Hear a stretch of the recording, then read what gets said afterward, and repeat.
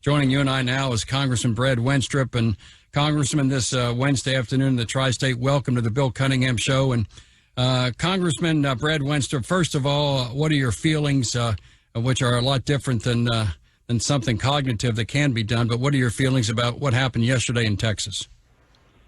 Well, obviously, it's sickening in every way, shape, or form. And, this isn't the first time, unfortunately, in America.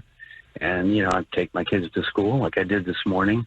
And how can you not be thinking about it? And it just really turns your stomach. And I think anyone with a child or presumably has been a child, how can you, not feel heartsick about this in every way, shape, or form?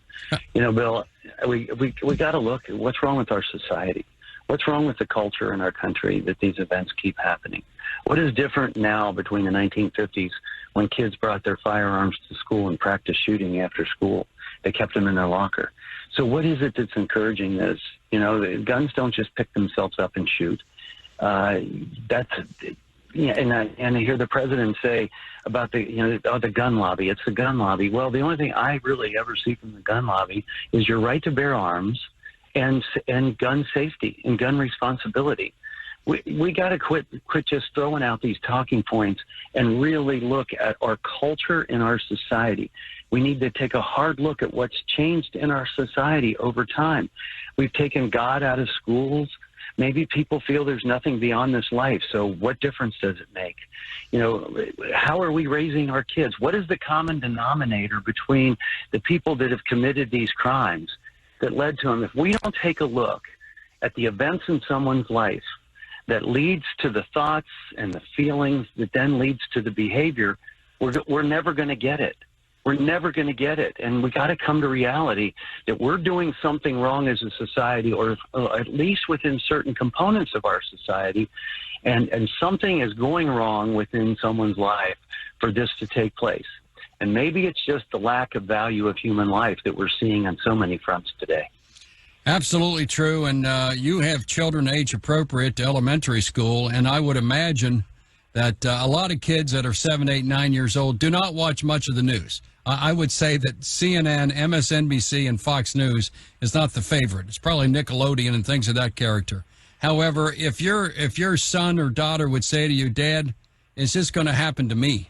Because children look at TV and it becomes ubiquitous. That is, it's happening all over the place all the time. As a father, not as a congressman, not as a husband, what would you say to your child? Is this going to happen to me? To be honest and to share with your audience, I already face that.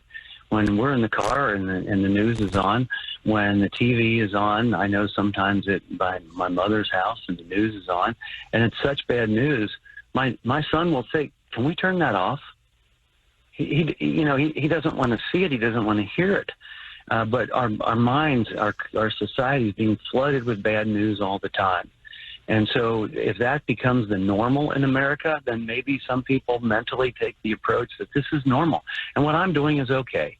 And this is not right. I mean, if we aren't condemning it on every front and expecting people to raise their children with appropriate virtues and values and perhaps a love for life, then we're gonna have this type of problem.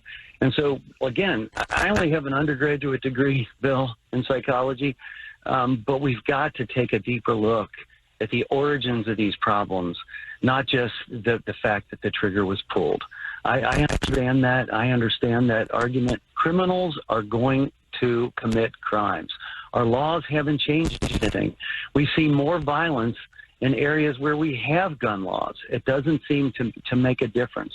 I think we have to get to the root of the problem and to the root of people's hearts and minds and understand that there's a right and a wrong in this world. And also, when someone is having issues, when you see signs of somebody that's going off the rails, and it's always happened throughout history, mental health problems or whatever the case may be, why can't family members really get some action taken?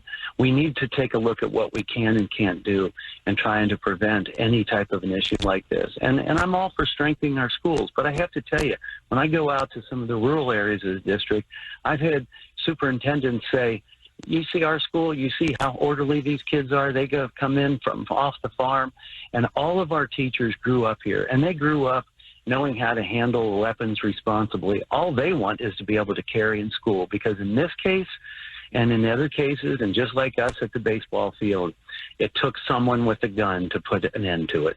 Let's talk about the 2 or 3 talking points that I see Democrats are pushing right now. We have a alcohol, tobacco, and firearms administration in Washington that has about 14,000 employees. Practically every state, county, city have rules and regulations of one type or another. One of the talking points is military-style assault weapons. By the way, they're already illegal. The liberals want to get rid of high-capacity clips. They want more background checks, and they want more prohibitions on possessing guns. Talk about, first of all, high-capacity clips. Why has that not yet passed the Congress?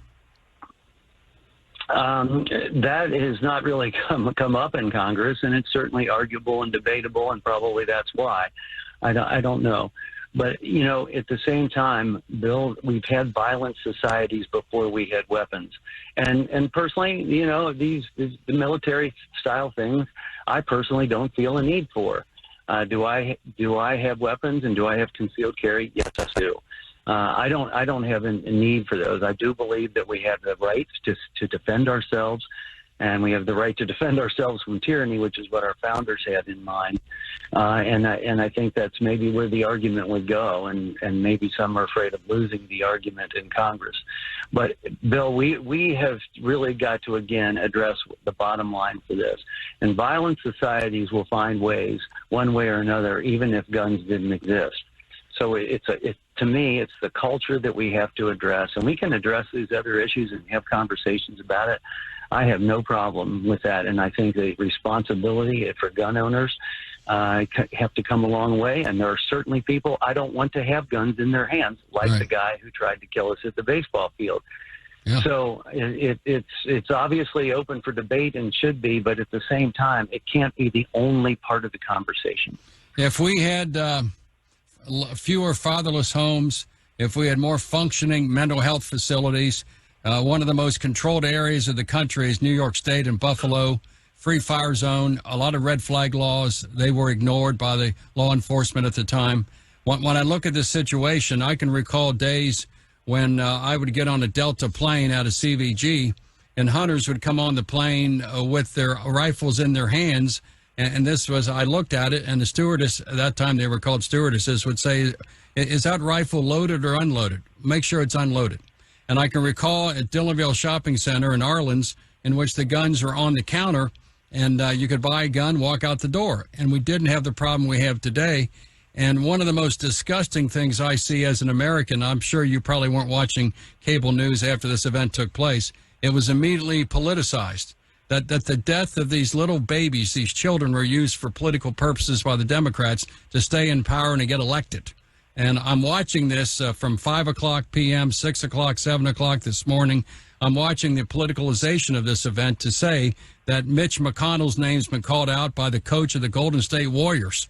The coach, Steve Kerr, was calling out Republicans and trying to get them elected out of office using the death of these innocent children as a political weapon against his political opponents, which I find absolutely disgusting. No one's in favor of what occurred. Everyone opposes it. And the idea that somehow another law, another rule, another regulation could be passed on top of the 15,000 rules and laws and regulations that we have to stop this, I find it disgusting that politicians would seek to politicize the death of children as if a law passed could stop it. And so I'm sitting here. I was a little bit numb last night to what I saw. I can't imagine walking into that classroom with 19 dead children and what that scene would look like. And the cops and the EMS personnel that went in there surely are going to have to get PTSD. But somehow it's got to be a discussion about what we can do in addition to what's been done. Does any law come to mind? You're a lawmaker. I got a prosecutor coming up. I got a governor coming up.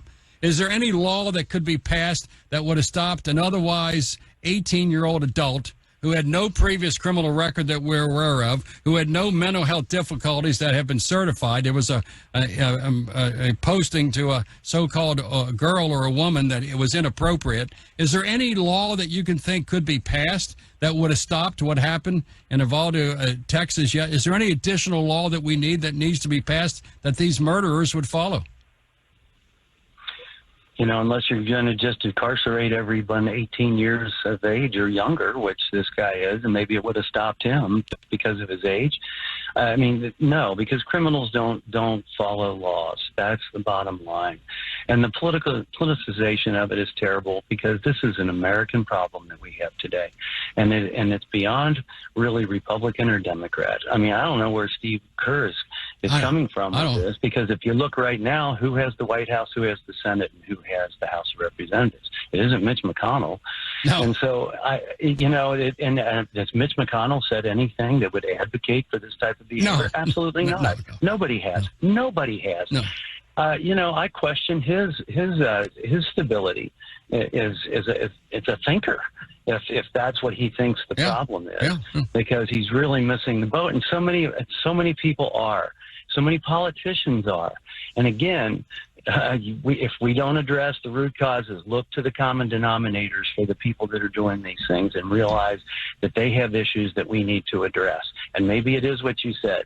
What kind of upbringing did they have? Sure. I think this 18-year-old was being raised by his grandmother. Have they all been raised by their grandparents or no parents? What are we looking at here? And why do we not look at that? That I think is what is totally missing. But if you always want to turn it into politics, we will never solve it. Yeah, it's all political. Stephen Kerr would not talk about Chuck Schumer. What have you done? Because in his home state of New York, the last mass shooting was in a gun-free zone in Buffalo, in New York State, with the Senate Majority Leader in charge.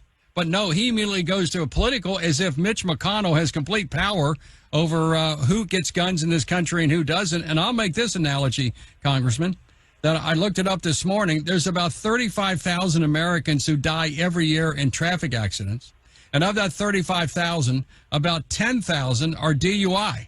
That 10,000 today, as we're speaking this afternoon, 300 Americans will die today in drunk driving incidents.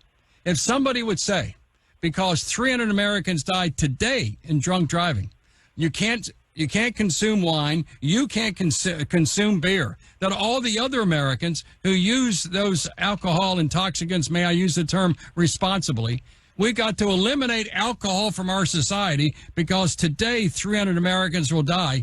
Nobody would say that makes any sense. What we do say is we have to have rules and regulations about who can drink, where you can drink, how much you can drink, what you can do when you drink, which is exactly what we have now with firearms. There's rules and regulations. There's background checks. There's age restrictions. There's all these other restrictions and laws you have to comply with. But in spite of that, this Budweiser is still legal to buy. Now, you can't do certain things with it, such as drive drunk. But if we take the approach, let's get rid of 300 deaths every day. Let's get rid of 10,000 deaths a year.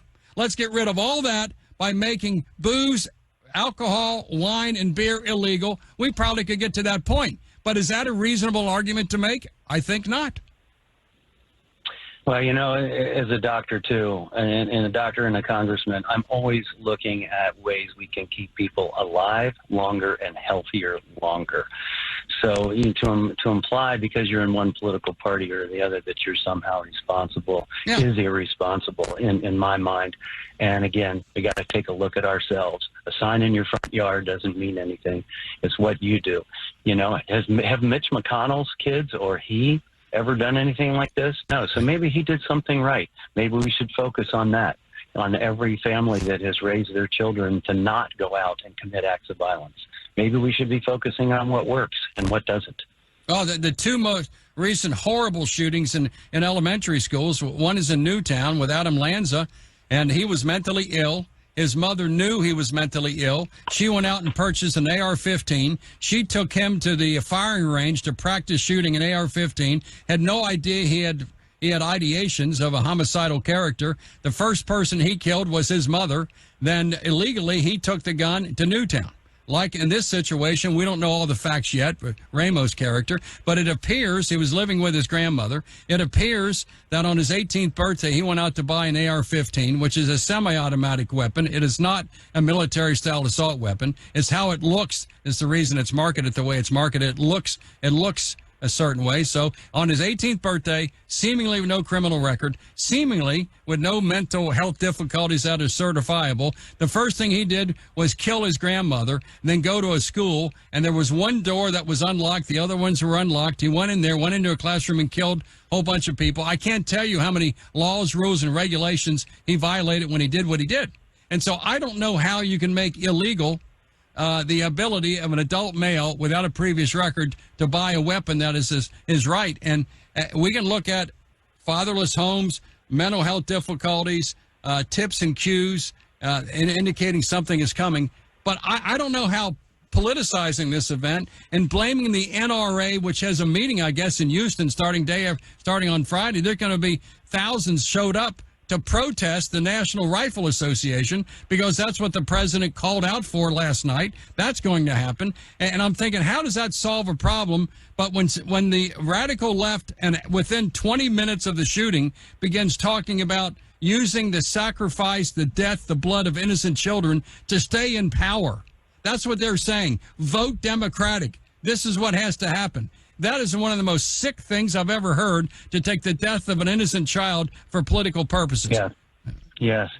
And, you talk about protesting the NRA.